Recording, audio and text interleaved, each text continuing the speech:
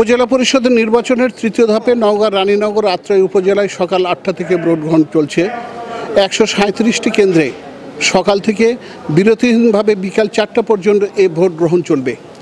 সকালে ভোটারদের উপস্থিতি কম থাকলেও বেলা বাড়ার সাথে সাথে ভোটারদের উপস্থিতি কিছুটা লক্ষ্য করা গিয়েছে। জেলা রিটার্নিং অফিস সূত্রে জানা গেছে বেলা 12:30 পর্যন্ত রানীনগর উপজেলায় 19% এবং আত্রাই উপজেলায় 19% ভোট পড়েছে। এই দুটি উপজেলায় চেয়ারম্যান পদে 16 জন, ভাইস চেয়ারম্যান পদে 13 জন এবং মহিলা ভাইস চেয়ারম্যান পদে 9 জন প্রার্থী তাদের প্রতিদ্বন্দ্বিতা করছেন। এই দুটি উপজেলায় মোট ভোটার ছিল 3,32,157 জন।